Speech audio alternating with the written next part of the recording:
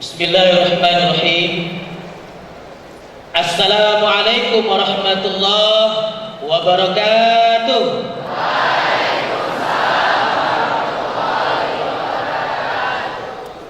Alhamdulillahilladzi arsala rasulahu bil huda wa dinil haqq liyudhhirahu 'ala ad-dini kullih walau karihal musyrikun. Asyhadu an la ilaha illallah wahdahu la syarika lah wa asyhadu anna Muhammadan abduhu wa rasuluh la nabiyya ba'dah. Allahumma shalli ala sayyidina Muhammad wa ala alihi wa sahbihi ajma'in. Amma ba'du. Qala Allah ta'ala fil Qur'anil Karim, a'udzu billahi minasy syaithanir rajim. Bismillahirrahmanirrahim. Laqad khalaqnal insana fi ahsani taqwim thumma radadnahu asfala safilin illa alladzina amanu wa 'amilus sholihat falahum ajrun ghairu mamnun. Shadaqallahul azim. Alhamdulillah, pagi ini begitu luar biasa. Udaranya tidak panas, sejuk. Semoga ini juga bisa memberikan kesejukan kepada hati kita semua yang hadir di sini. Karena hidayah Allah sedang berada di sekitar kita. Hidayah Allah sedang berada di dalam diri dan jiwa kita. Yang ketika kita sedang berada di rumahnya, maka kita akan mendapatkan pahala walaupun kita sedang duduk, walaupun kita sedang terdiam. Inilah luar biasanya. Hidayah Allah ini tidak bisa dipilihkan kepada siapa saja, karena Allah yang memilih. Makanya ketika hidayah sedang datang, ambil kesempatan ini. Kalau hidayah di tangan manusia enak. Katakanlah saya punya hidayah satu, saya dekatin orang yang mabuk, saya tempelin, dapat hidayahnya. Tapi masalahnya hidayah bukan di tangan saya. Saya cari orang yang sedang berzina, saya tempelin, langsung dapat hidayah. Oh bagus. Tapi ngapain saya tengok orang berzina? Berarti saya tidak dapat hidayah. Nah makanya hidayah di tangan Allah Subhanahu wa ta'ala. Hanya Allah yang memilah dan memilih siapa orang-orang di antara kita yang dapat hidayah. Belum tentu yang hadir semua hari ini dipilih oleh Allah Subhanahu wa ta'ala kalau tidak ada kemauan dalam diri kita. Makanya bersyukurlah karena Allah masih memberikan kesempatan kita untuk hidup. Tadi pagi kita dibangunkan dari kematian. Orang tidur itu hakikatnya mati. Makanya orang bangun tidur pasti baca doa, Alhamdulillahilladzi ahyana ba'dama amatana wa ilaihin nusyur. Segala puji bagi Allah yang sudah menghidupkan kami setelah mematikan kami. Coba kalau tadi pagi kalian tidak dihidupkan sama Allah, nggak jadi acara UP3I. Diumumkan oleh Bapak Wakil Rektor 3, Inna lillahi wa inna ilaihi raji'un. Telah meninggal seluruh mahasiswa baru usia. Gak ada satupun yang hidup. Jadi ini Allah pilih. Mungkin dari rumah ada yang mikir, alah gak usah datanglah UP3I, mana penting-penting kali. Gak berpengaruh pun sama nilai. Masalah berpengaruh atau tidak, yang penting ikut dulu. Salawat dan salam semoga tercurah kepada kedua kita, Nabi Muhammad sallallahu alaihi wasallam. Idola umat yang dicintai ketika beliau masih ada, dicintai walaupun beliau telah tiada, masih dicintai walaupun jauh, bukan berabad-abad, sudah ribuan tahun tidak ada, tapi kita masih cinta kepada beliau, kita masih rindu dengan beliau, kita masih mau berselawat kepada beliau. Sombong orang yang tidak mau berselawat, karena cuma bukan manusia saja berselawat, Allah dan malaikat juga berselawat. Innallaha wa malaikatahu yusalluna 'alan nabi. Sesungguhnya Allah dan malaikat-malaikatnya semua berselawat kepada Nabi. Jadi ketika disebutkan nama Nabi, jangan lupa berselawat kepada Rasulullah sallallahu alaihi wasallam. Selawat dan salam juga semoga tercurah kepada keluarganya yang terkasih, para sahabat-sahabatnya yang terpilih. Semoga selawat dan salam juga tercurah kepada orang-orang yang senantiasa istiqomah di jalannya hingga hari akhirat kelak. Amin ya rabbal alamin. Bapak Wakil Rektor 3 Universitas Syekh Kuala yang saya hormati, beserta para Wakil Dekan 1 dan 3, Direktur UP3I Akhi Fatur Rahmi, ini kawan saya, murid saya sebetulnya dulu. Walaupun sekarang mukanya sama tua, beliau ini betul-betul laki-laki yang istimewa. tinggi besar, makanya nggak perlu pengganjal. Kalau saya dengan Pak Wakil Rektor perlu tambah ganjal satu. Kalau nggak nampak. Tinggi besar, hafal Quran 30 juz. Ini adik-adik kalau mau cari suami yang istimewa kayak beliau, pendaftaran bisa dibuka melalui saya. Laki-laki istimewa begitu. Makanya kalau cari suami cari yang istimewa. Jangan cari yang biasa-biasa aja. Kalau cari istri cari yang istimewa, jangan yang biasa. Jangan sampai ditanya sama orang bagaimana istrimu, biasa aja. Berarti kan nggak hebat kalau istrinya cuma biasa aja. Di mana kuliah usia, mana usia, bisa. Jadikan kampus kita kampus yang istimewa. Universitas kita universitas yang istimewa, fakultas kita fakultas yang istimewa, jurusannya juga jurusan yang istimewa. Diri kita juga harus jadi diri yang istimewa. Dikasih satu jam, 2 jam.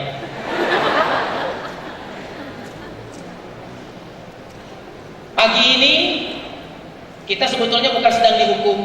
Makanya seperti dikatakan tadi, jangan karena terpaksa. Karena yang namanya terpaksa nggak enak. Senyum dipaksa, mana ada enak? Kalau senyum, senyumlah yang seikhlasnya. Luar biasa ikhlas. Karena jujur, kebanyakan hari ini orang senyumnya senyum topeng. Senyum hanya untuk menyenangkan hati orang lain. Sebetulnya tidak ikhlas. Kalau mau tengok senyumnya ikhlas, tengoklah ketika sedang di kamar mandi. Setelah membaca doa pasti, Allahumma inni a'udzubika minal khubusi wal khaba'is. Tersenyum kali itu senyum yang paling bagus. Yang lainnya itu hanya senyum untuk membuat orang lain tertarik. Diajarkan banyak doa supaya dinikmati, diamalkan. Nanti kalian selama ikut P3I nanti akan diajarkan doa-doa, diajarkan hafalan surah pendek. Jangan anggap ini enteng. Doa ini banyak manfaatnya. Ada sebuah kisah, anak TPA baru pulang ngajinya malam. Pulang ngaji jam 10. Rumah dia paling ujung. Kawan-kawannya udah sampai rumah dia belum, masih ada 50 meter lagi. Rupanya di depan rumahnya ini ada pohon beringin besar. Di bawah pohon beringin ada sesuatu makhluk, 2 makhluk, tinggi, besar, hitam, berbulu lagi. Kalau berbulu berarti ada makhluk lain. Matanya merah, giginya itu panjang-panjang, keluar air liur melihat anak-anak yang segar dagingnya. Mereka sudah siap menyantap anak ini. Anak ini ketika melihat 2 makhluk yang tinggi, besar, hitam tadi, takutnya luar biasa. Saking takutnya, semua doa yang diajarkan lupa, semua ayat pendek yang dihafal lupa, semua surat-surat yang sudah dia ingat lupa semua. Yang dia ingat cuma satu, doa makan.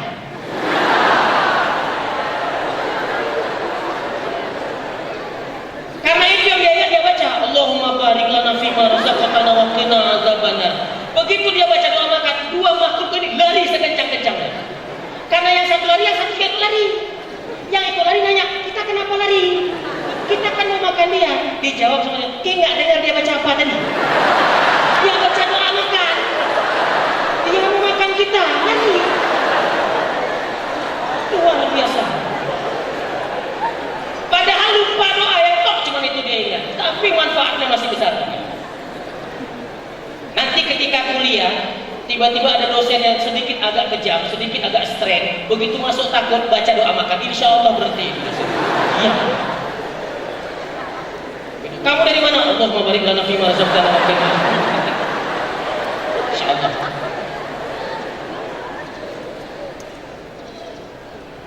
Bapak Ibu, adik-adik yang dimuliakan oleh Allah Subhanahu wa taala. Sebagai manusia Allah sudah memilih kita. Manusia itu Allah ciptakan dalam sebaik-baik bentuk. Laqad khalaqnal insana fi ahsani taqwim. Sungguh kami telah ciptakan manusia dalam sesempurna-sempurna bentuk. Tidak ada manusia yang hina, tidak ada, semuanya sempurna. Kalaupun ada kekurangan, itu hanya kecil. Tidak ada yang mirip manusia. Jangan bilang, oh ada saudaranya mirip kali dengan manusia. Itu bukan manusia. Katanya simpanse itu mirip betul sama manusia. Cerdasnya juga sama. Mohon maaf, yang bilang mirip dia aja, jangan bilang mirip manusia. Sama kayak Charles Darwin mengatakan nenek moyang manusia monyet, bukan nenek moyang manusia, nenek moyang Charles Darwin. Mau dibilang nenek moyangnya monyet? Charles Darwin aja. Charles Darwin wajar. Kenapa? Kakeknya Yahudi. Orang Yahudi memang Allah kutus satu kampung jadi monyet semua. Jadi kalau dia ambil kesimpulan nenek moyang manusia monyet, ya wajar, karena memang nenek moyangnya kutuk jadi monyet. Nah kita bukan. Jangan dibesar-besarin. Kalau ada yang nanti ngomong gitu, nenek moyang manusia monyet, Pak, mohon maaf, nenek moyang saya manusia. Jangan mau dibodoh-bodohin. Makanya manusia harus sadar dengan potensi-potensi yang ada pada dirinya. Kalian punya potensi yang luar biasa. Hari ini kalian berada di sini karena kalian adalah orang-orang yang luar biasa, bukan orang biasa. Kalian adalah orang-orang yang luar biasa, yang dipilih oleh Allah Subhanahu wa taala seperti dikatakan tadi. Bukan karena semata-mata kalian pintar, kalian bisa ikut, bisa masuk kemari, tapi memang karena kalian pilihan Allah Subhanahu wa taala. Jaga ini. Karena manusia punya potensi-potensi yang tidak bisa dihilangkan. Tapi ada orang yang berupaya untuk menyelewengkan potensi ini. Manusia punya kekuatan-kekuatan yang dahsyat luar biasa. Yang kekuatan itu sudah ada pada kita. Apa kekuatannya? Kita punya kekuatan fisik. Fisik kalian ini luar biasa. Kalian bisa berjalan dengan dua kaki, ya kan? Ditompang oleh tulang. Badan kalian itu jalan itu cocok sekali. Jalannya antara kaki kanan dengan tangan kanan nggak pernah sama. Kalau kaki kanan ke depan, tangan kanan ke belakang. Karena kalau kaki kanan, tangan kanan berarti kan bukan berjalan. Tapi seperti robot. Tidak mungkin seorang pragawati jalannya kaki kiri, tangan kiri ke depan. Jatuh dia. Nah tapi jangan ikut jalan pragawati. Nggak sampai-sampai kalian ke kampus nanti masalah. Manusia diberikan kekuatan fisik yang luar biasa. Yang fisik ini amanah Allah Subhanahu wa taala. Makanya dijaga. Ingat, tua itu pilihan. Tapi sehat itu juga pilihan. Tua pasti, sehat juga pasti. Tergantung orangnya. Jadi nggak bisa dikatakan, oh saya kayak gini karena saya sakit. Siapa suruh sakit? Memang ada pilihan waktu dalam kandungan. Saya nanti waktu kuliah sakit aja. Nggak ada. Nanti waktu saya menikah sakit aja. Nanti waktu saya ujian sakit aja. Nanti digelarin dengan masuk sakit. Yang mana? Ini yang sakit itu. Nggak enak. Potensi-potensi yang ada ini dijaga. Memang betul orang mengatakan kesehatan bukan segala-galanya, tapi segala-galanya dimulai dari kesehatan. Kalian bisa hadir kembali kan karena sehat. Bisa duduk dengan tenang karena sehat. Bisa belajar karena sehat. Diperiksa bukan cuma sehat fisiknya, ditengok juga akalnya sehat nggak nih.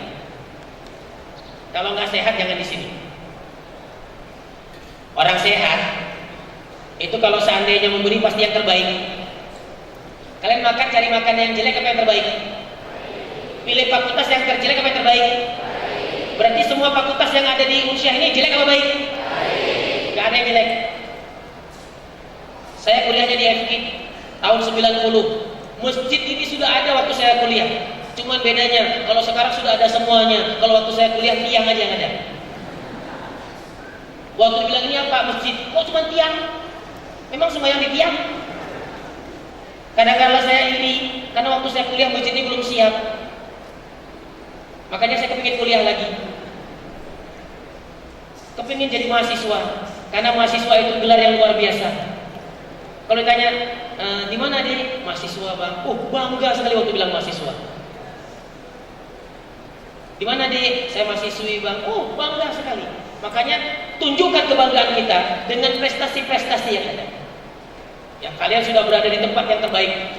Kalaupun fakultasnya nggak sama, jangan merasa fakultas orang lebih baik daripada fakultas saya. Saya kalau ditanya mana fakultas baik, FK, karena saya alumni FK. Kalau ditanya dengan Ustaz Fatur Rahmi mana yang bagus, pasti MIPA, karena beliau habis itu. Saya FK. Kalau saya bilang jurusannya mungkin nggak ada yang percaya. Saya kuliah jurusan kesenian. Waktu saya yang ada cuma seni tari. Bingung kan? Tapi saya mau mencari yang lain, yang tidak saya dapatkan di kampus, saya dapatkan di lain. Makanya tadi dibilang nanti banyak organisasi-organisasi, ikuti semua yang baik-baik. Ya kan, kegiatan-kegiatan kampus yang ada ikutin yang baik-baik. Selama itu baik menurut kalian dan menurut kampus baik, sudah direkomendasikan, ikutin. Yang pertama tadi saya katakan kekuatan fisik. Manusia yang paling luar biasa fisiknya itu ternyata Rasulullah. Ingat, Nabi itu kekuatannya sebanding dengan kekuatan 20 laki-laki yang gagah dan perkasa. Bukan satu. Makanya semua Nabi itu kuat-kuat. Itulah sebabnya dalam sejarah tidak ada satupun Nabi yang alay. Karena fisiknya kuat-kuat. Memang ada anak alay, ada. Sikit dicubit sama gurunya, sikit dicubit sama dosennya, lapor dengan bapaknya. Bapaknya lebay, lapor polisi. Makanya anak sekarang banyak yang mentalnya itu lemah, nggak siap menghadapi tantangan zaman, karena sikit-sikit punya bapaknya. Naik Honda, bapaknya punya. Naik mobil, mobil bapaknya. Minta duit bapaknya. Jangan-jangan buka pun buka bapaknya. Maksudnya mirip bapaknya. Tapi sebuah kebanggaan.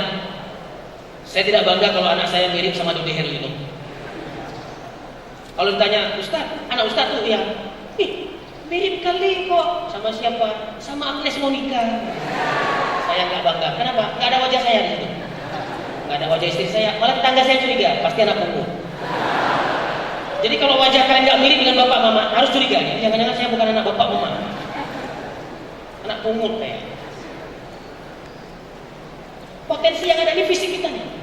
Dari mulai ujung rambut sampai ujung kaki, semuanya Allah titipkan untuk kita disuruh jaga. Karena rambut ini milik Allah, makanya dijaga. Kalau yang perempuan disuruh tutup.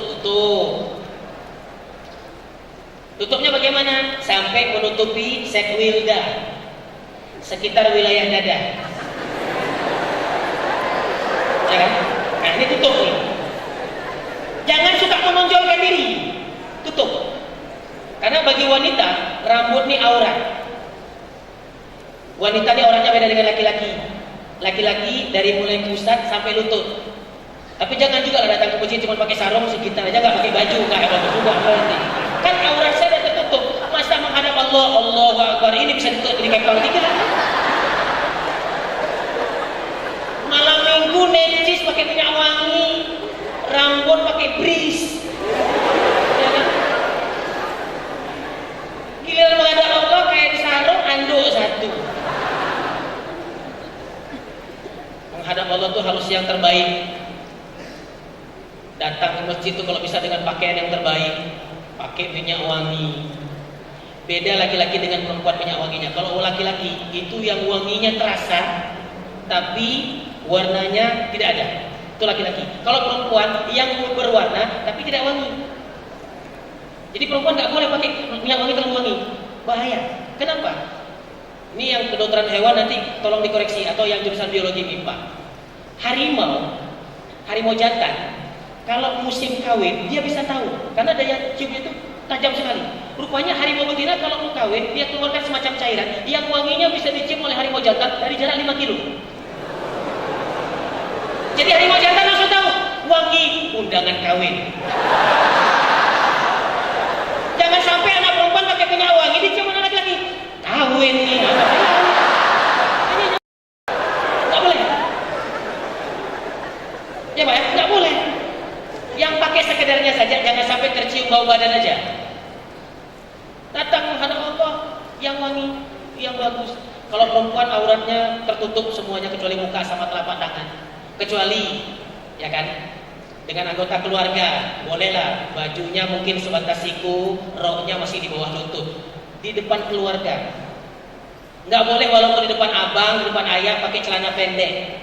Abang manusia, ayah juga manusia. Manusia bisa digoda dengan syaitan. Kan ada ayah yang memperkosa anak, ada abang yang memperkosa adik. Jadi di depan umum yang boleh nampak cuma muka sama telapak tangan. Kaki pun bisa tutup. Loh kan kaki nggak apa-apa. Memang ada orang tertarik dengan kaki. Masalahnya kaki aurat. Kalau masih nampak berarti dosa. Memang sedikit agak ribet jadi perempuan. Tapi kalian dibungkus karena harganya mahal. Coba kalau pisang goreng. Tapi kalau ketan kan ada bungkusnya. Walaupun dipegang-pegang masih ada lapisnya. Walaupun ada lapisnya jangan lupa pegang-pegang. Karena kan ada gitu kan, salaman. Oh nggak boleh kalau ada lapiknya. Oh nggak ada lapik nggak apa-apa. Sama. Ada perempuan nih cantik, saya cium. Nggak boleh Ustaz. Saya tutup mukanya saya cium, boleh nggak? Nggak boleh juga. Itu logikanya. Jadi kalau dibilang nggak boleh, jangan ditanya kenapa nggak boleh. Di depan umum, muka sama telapak tangan. Di keluarga, ya sebatas inilah, rambut masih biasa. Kecuali depan suami. Terserah depan suami. Rambut mau sisir ke tengah, boleh. Sisir pinggir, atau ke belakang, atau ke depan semua juga. Ke depan suami. Di depan orang ini jangan. Belum jadi suami. Ingat ya, kalian boleh nampakkan aurat kalian hanya di depan suami. Oh pacar Ustaz, nggak ada cerita pacar. Pacar masih orang lain. Mau jadi kalian mau nggak punya pacar? Maaf nih, sebetulnya orang pacaran itu adalah piala bergilir.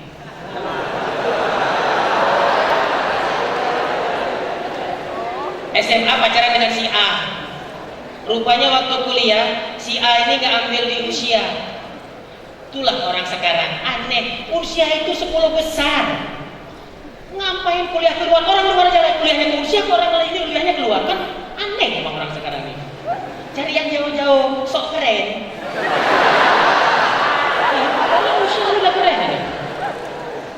Akhirnya kuliah di luar, dia di sini, jarak jauh, nggak bisa. Tahun pertama kenalan dengan satu orang, apalagi diumumkan dia hafal Quran.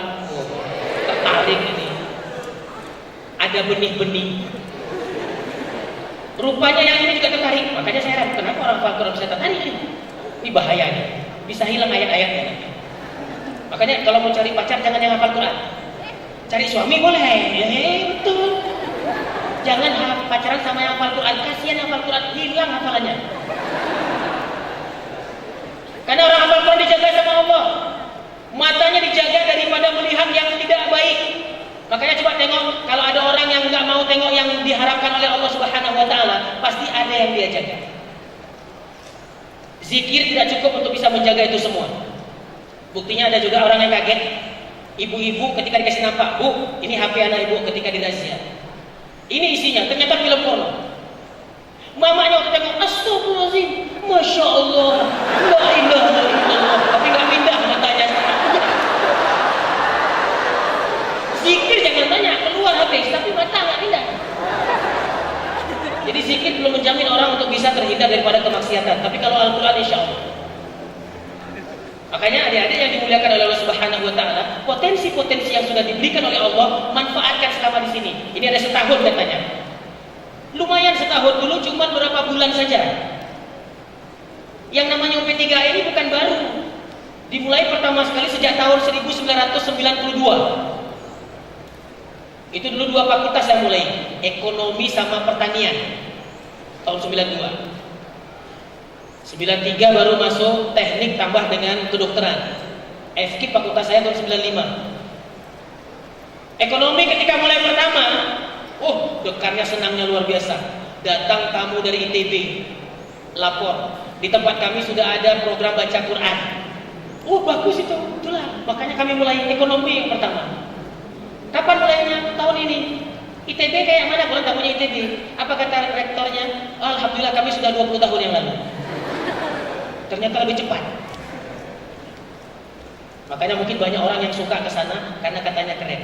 Tapi ternyata yang membuat anak-anak terkenal, orang terkenal bukan ITB-nya, bukan usianya, tapi Al-Qur'annya. Nggak percaya? Coba tengok Muzamil Hasbalah. Kenal? SD-nya di kampung sana. Sikli, tapi bukan di Siklinya, masuk kampung lagi. Pokoknya di dalam hutan nggak ada kampungnya. Udah capek dibuka MAP itu nggak dapat. Kemana kampungnya? Nggak dapat. Saking luar biasa jauhnya. SMP masih dibidik. SMA di Fajar Harapan, kurus, jelek dulu.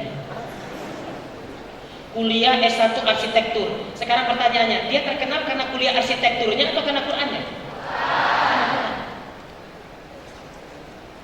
Makanya kalau hari ini kalian diajarkan baca Quran, ini luar biasa. Karena sebetulnya ini bukan kewajiban kampus. Nggak ada kewajiban rektor untuk mengajarkan sekolah mahasiswanya Al-Quran. Nggak ada pihak fakultas untuk mengajarkan. Tidak ada kewajiban UP3I. Kewajiban adalah kewajiban orang tua. Ingat adik-adik, membaca Al-Quran, mengajarkan Al-Quran adalah kewajiban orang tua. Berarti kalau kalian nggak bisa baca Quran, yang berdosa siapa? Orang tua. Lalu kampus sadar, jangan sampai orang tua kalian semuanya berdosa. Dibantulah UP3I ini. Masuk kalian di situ, diajarkan. Jadi bukan berarti usia ini nggak percaya dengan kemampuan kalian, percaya. Nanti penjajakan cuma ditengok aja kemampuan kalian. Coba deh baca ini. Hari ini ternyata bukan mahasiswa aja dites baca Quran, anggota dewan juga dites. Saya 2 tahun 2 kali berturut-turut uji anggota dewan. Ada yang nggak bisa ngaji, yang lulus kemampuannya ikut 4. Masih hebat kalian. Ada yang hilang semangatnya, begitu sampai depan Quran suara-suaranya nggak ada, stroke. Yang terdengar cuma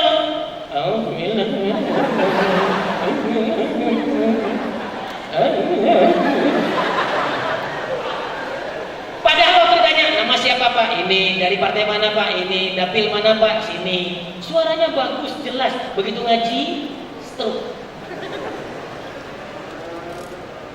Ada yang cuma Allah aja keluar. Auzubillahi minasyaitonir rajim. Bismillahirrahmanirrahim. Allah Allah Allah Allah. Allah Allah Allah Allah Allah. Yang bisa cuma Allah aja. Dia pikir kami nggak tahu kalau salah. Walaupun dia nengok tahu kalau salah. Kenapa? Ayatnya hafal. Kok bisa hafal? Memang dicari ayat yang udah hafal. Supaya enak tahu kalau mana salah. Nah, kalian diajarkan. Nggak sama kayak dulu waktu ngaji kecil-kecil. Ingat, kalau kami dulu kecil-kecil ngajinya pakai rotan 1. Duduk, rotan aja cuma. Begitu bandel, mau. Nengok aja tobat langsung. Belum kena, baru nengok aja tobat. Kawan saya di sebelah saya persis lagi sholat, Allahu Akbar. Main-main dia goyang-goyang. Dipukul patahnya hati sini. Itu 2 hari masih terasa pedisnya. Itu waktu kecil. Di sini enggak, malah dipanggil duduk sama. Cuman sengaja nanti dipisahin. Yang laki yang ngajarnya abang-abang yang mahasiswa, yang wanita yang ngajarnya kakak-kakak yang mahasiswi. Karena nggak mungkin digabung. Kalau ngajar anak TK masih oke lah. Saya guru TKA dulu. Karena guru ngajarnya harus saling tengok bibir. Tengok bibir kakak ya. Yang ini bacanya kho.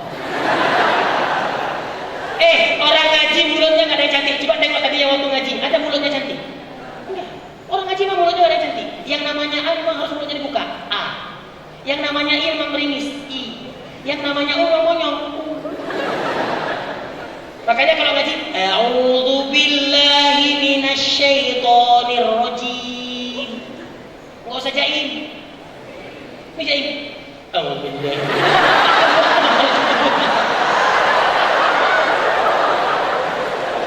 Enggak keluar makharijul hurufnya, malah salah nanti. Karena Al-Qur'an berbeda huruf berubah artinya. Jadi belajar aja, walaupun disuruh buka mulut, tapi yang paling penting nanti waktu kena penjajakan, kan nanti ada hari-harinya disebutin nanti.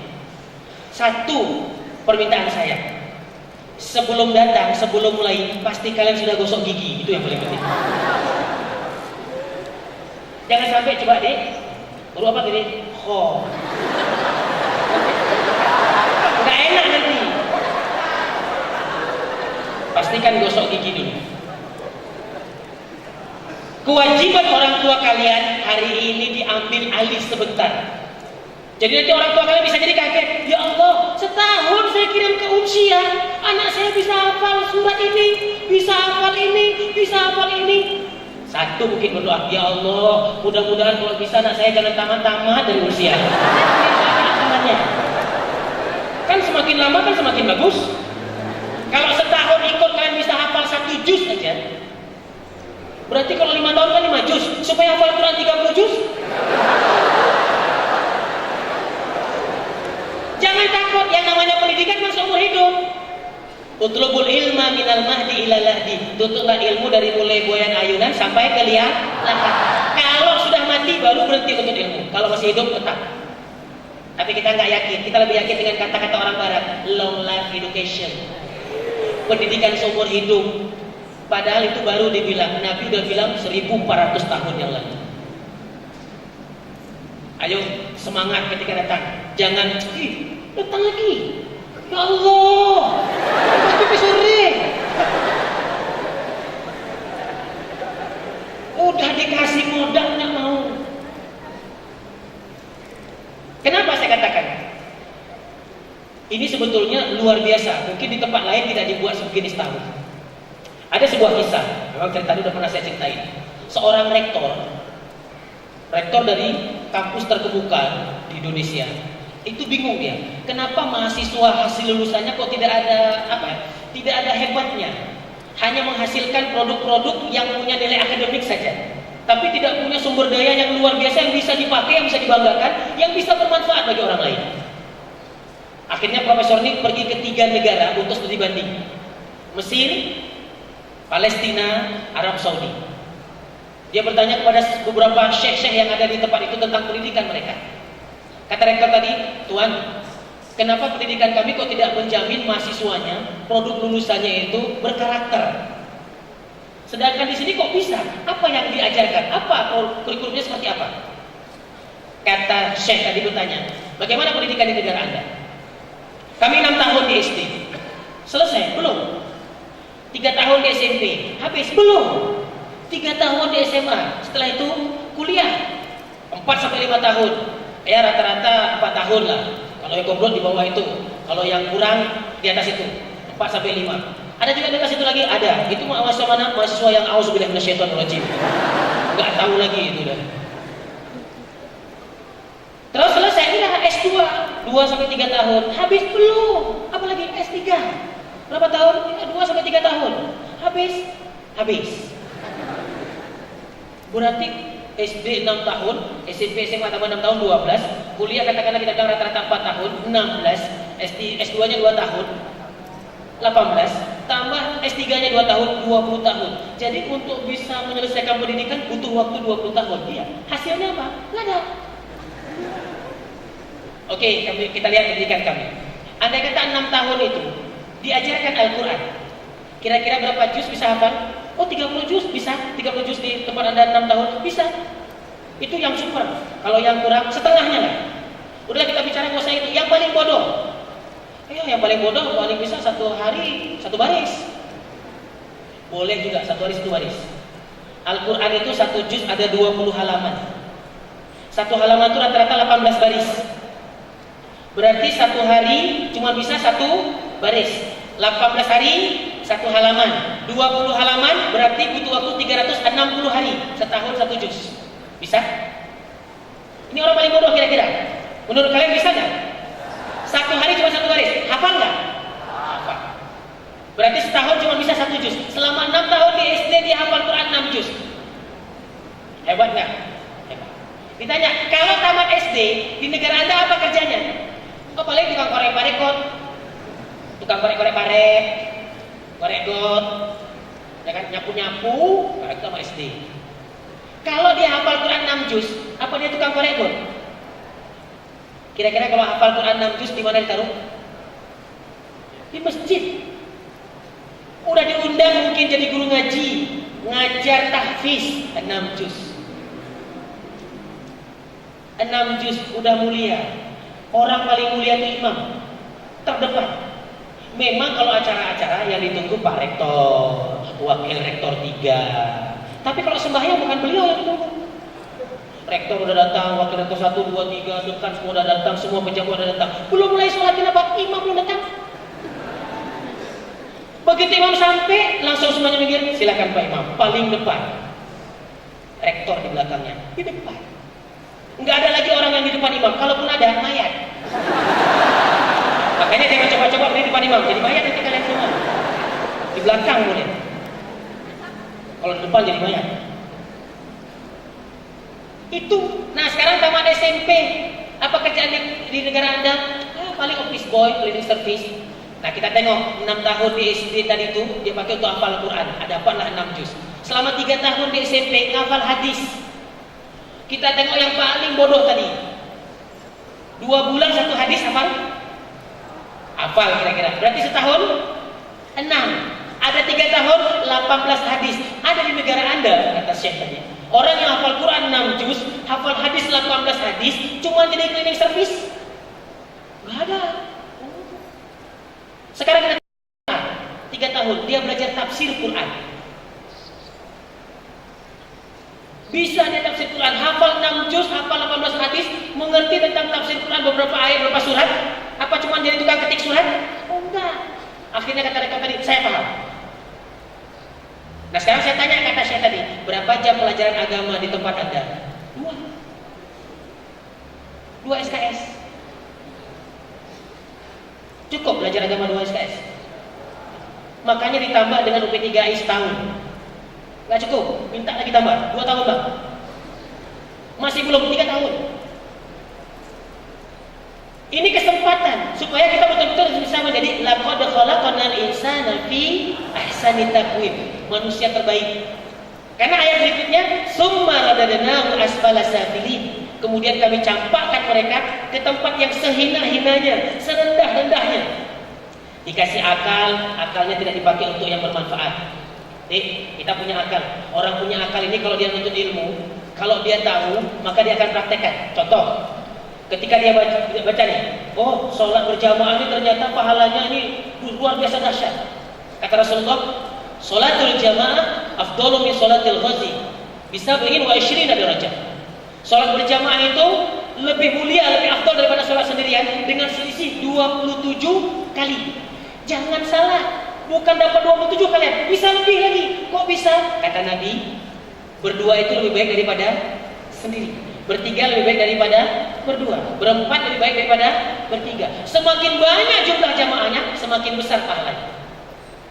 Dan biar kalian tahu, Masjid Jami kampus ini adalah masjid termakmur se-Aceh. Yakin gak?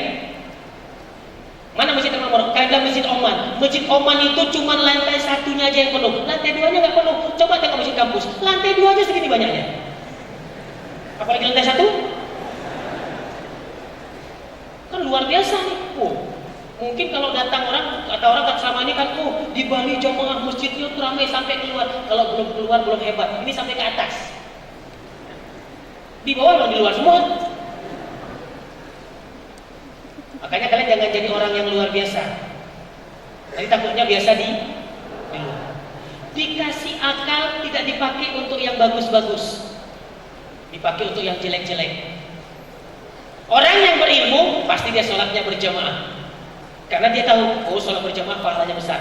Lalu dia baca lagi, Masya Allah, ternyata merokok akan membunuhmu, menyebabkan penyakit jantung dan kemandulan. Astagfirullahaladzim. Orang yang berilmu dia tidak akan merokok. Cuman orang kita nggak mau. Dia baca, merokok membunuhmu. Dia berhenti. Bukan berhenti merokok, berhenti membaca. Karena gara-gara membaca dia tahu kalau merokok itu membunuh.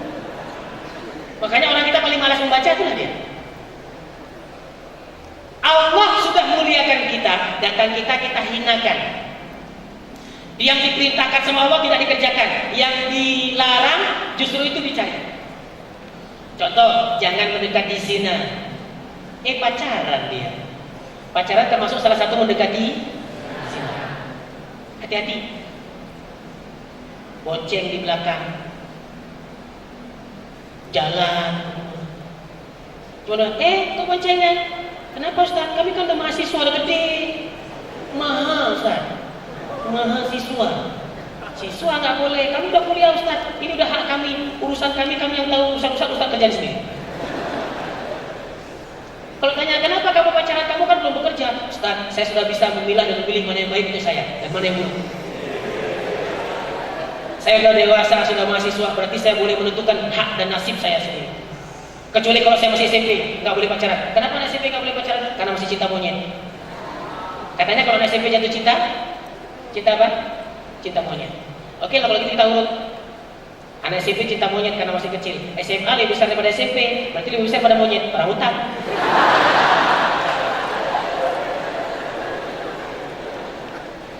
Mahasiswa lebih besar daripada anak SMA, berarti lebih besar daripada orang hutan, gorila. Berarti kalau ada mahasiswa dengan mahasiswi pulang boncengan, sepasang gorila.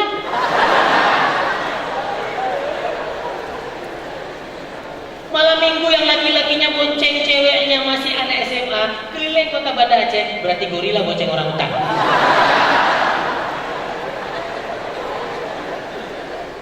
Kayaknya pihak rektor waktu terima dulu yang ditengok statusnya mahasiswa ini manusia, nggak ada yang orang hutan, nggak ada yang gorila. Berarti kalau yang udah tua-tua tuh yang selingkuh, yang berzina, King Kong.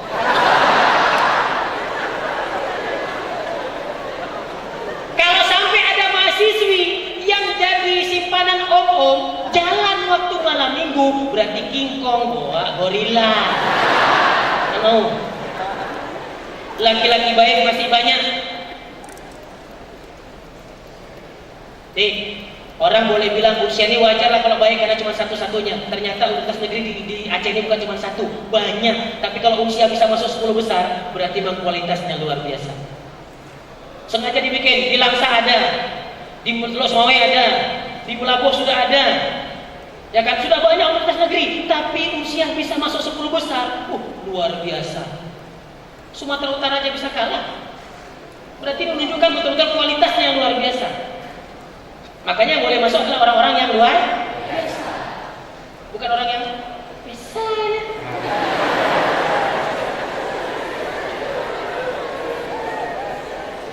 Semuanya tergantung kalian. Buktikan kalian bisa diterima di sini adalah sesuatu yang luar biasa. Mahasiswa kalau seandainya kuliah, pulang, belajar, kuliah, pulang, belajar, kuliah, pulang, belajar, lulusnya komlot, IPK-nya 3,98, itu masih mahasiswa biasa. Tapi kalau seandainya kuliah, belajar, ikut organisasi, ya kan, ikut kegiatan kampus, ikut kegiatan UP3I, bisa IPK-nya 3,98, itu mahasiswa luar biasa. Tapi kalau seandainya dia ikut kegiatan kampus, kuliah, IPK-nya tinggi, bisa jadi imam, bisa ceramah, bisa hafal Quran, itu baru namanya mahasiswa istimewa. Pilih, yang mana kalian mau? Jadi kalau itu istimewa. Jangan dia cuma kuliah, pulang, belajar, kuliah, pulang, belajar, kuliah, pulang, belajar, IP tinggi, maklum. Itu dimaklumi.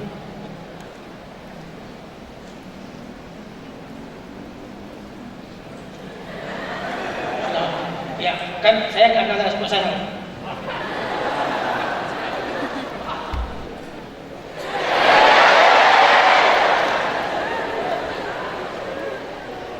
Cemburu. Makanya kalau orang-orang soleh kalau gitu, kalau ketemu cium pipi kanan kiri. Beliau memang ahli masjid, jadi kalau ini rumah beliau sendiri.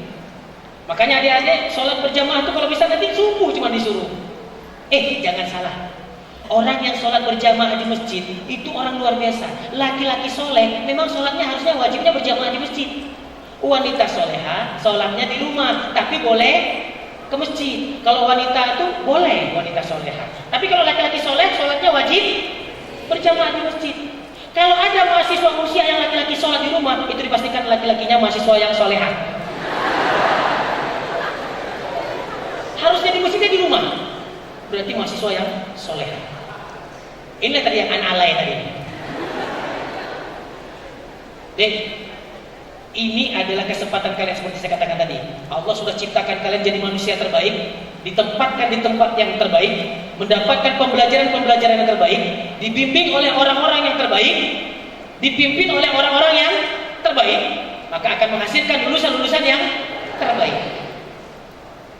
Jadi kalau mahasiswa seperti saya katakan tadi, cuma pergi kuliah, pulang belajar, kuliah, pulang belajar, langsung jadi sarjana komlot, masih mahasiswa biasa. Tapi kalau bisa ikut kegiatan-kegiatan kampus, ada acara ini ikut di kampus, ada ini ikut, silahkan. Silahkan. Oh, saya mau ikut taekwondo, boleh. Tapi jadilah taekwondo yang punya akhlak. Mana punya akhlak? Sebelum berkelahi baca bismillah. Bismillahirrahmanirrahim. Begitu mukul, afwan ya.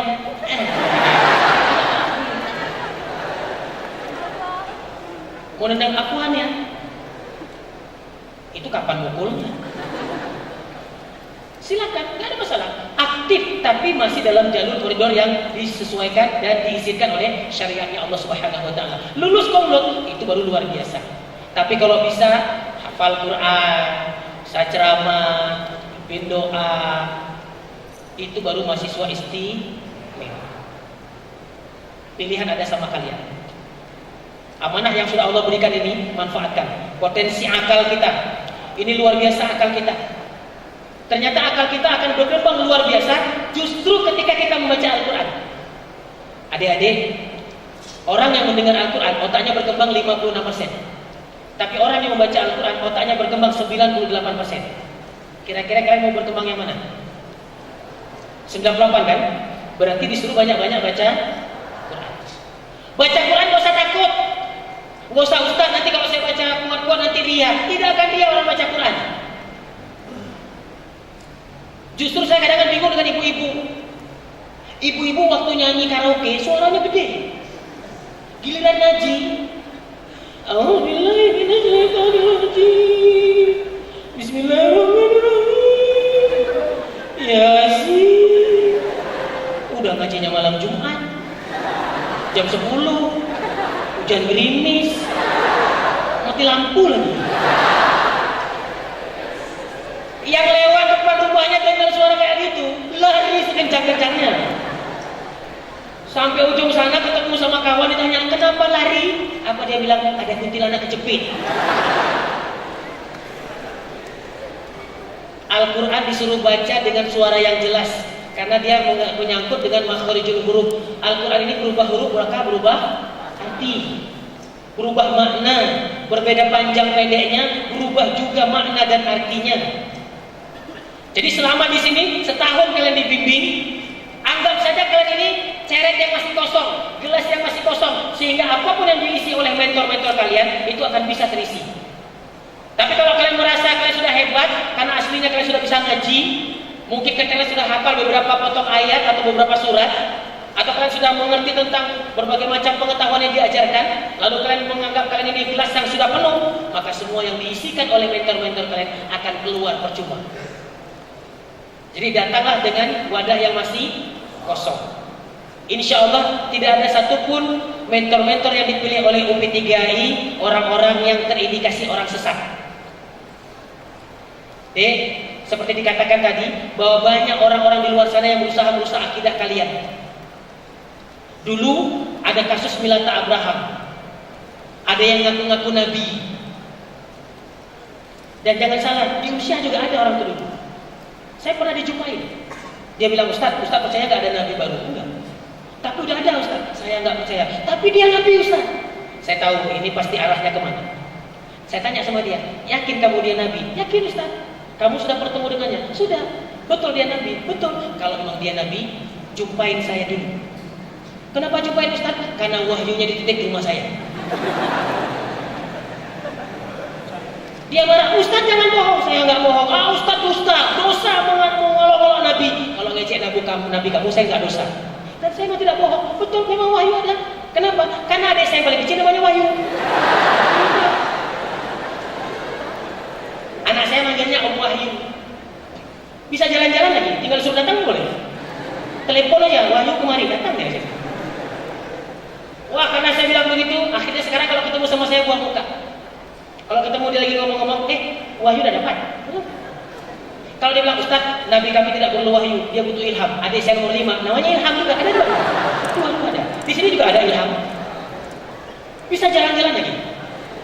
Orang kan ada tuh, ngapain sendiri di bawah pohon mencari ilham? Gak usah dicari di bawah pohon. Nanti sangkanya ilham itu genderuwo, kuntilanak, di bawah pohon. Ada di sini. Makanya kesempatan kalian terbuka lebar, manfaatkan waktu, manfaatkan fasilitas yang sudah disediakan, dan ternyata ini menjadi sebuah pembelajaran, dan insya Allah akan menjadi sebuah ilmu pengetahuan, dan akhirnya akan menjadi kebiasaan. Alangkah luar biasanya sambil menunggu kuliah karena dosennya belum datang, ngaji dulu. Kalau dulu enggak, Dosen nggak datang, alhamdulillah. 15 menit nggak datang, hilang satu-satu mahasiswanya. Duduk di kantin dulu, bang, sangar. Sangar bukan cuma ada sekarang. Kalian jangan salah, sangar itu minuman mahasiswa miskin. Sekarang aja pakai mobil Toyota Alphard minum sangar. Makanya saya bingung begitu naik Toyota Alphard turun minum sangar, miskin nih pasti ini. Kok Alphard sopir? Kenapa saya bilang mahasiswa miskin? Dulu mahasiswa kaya itu yang pesen kopi susu.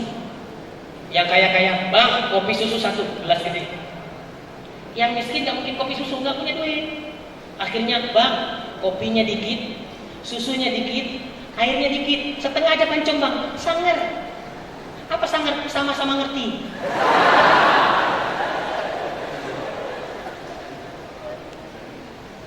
Dulu begitu, nggak ada dosen di kantin, nggak ada dosen sibuk. Sekarang coba ganti, nggak ada dosen ngaji. Kayak mana ngaji Ustaz? Di kampus nggak ada, di ruangan kelas itu nggak ada Quran. HP kalian kan canggih. Ada nggak di HP kalian aplikasi Qurannya? Saya juga bisa ngaji. Sampai ada seorang mahasiswa tanya, Ustaz, di HP Ustaz ada ayat Qurannya? Ada. Berarti nggak boleh bawa masuk ke WC, Ustaz. Kenapa? Ayat Quran kan nggak boleh masuk ke WC. Nggak apa-apa, nggak boleh Ustaz. Pokoknya Ustaz kalau masuk WC, HP tinggal di luar. Hilanglah HP saya. Nah, ada suruh tinggal di luar. Belinya payahnya bukan main. Saya bilang ini cuma aplikasi yang nggak boleh itu mushaf Quran. Pokoknya Ustaz kalau ada ayat Quran nggak boleh masuk ke WC. Saya bilang sama dia, kamu masih hafal ayat Quran? Masih Ustaz, berapa juz sekarang? 5. Lancar. Lancar lah Ustaz, saya di kampung kan imam. Berarti sering kamu ulang-ulang? Sering. Masih ada di kepalamu? Ada. Berarti kalau kamu masuk WC, kepalamu tinggal di luar.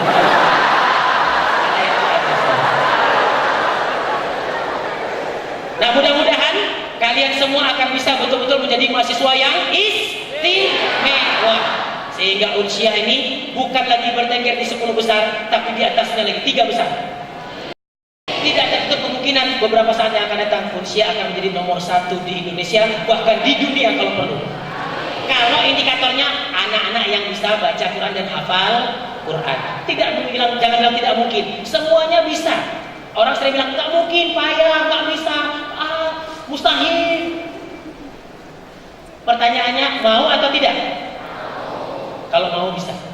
Mudah-mudahan ada manfaatnya. Terima kasih. Hadanallahu wa iyyakum ajmain. Assalamualaikum warahmatullahi wabarakatuh.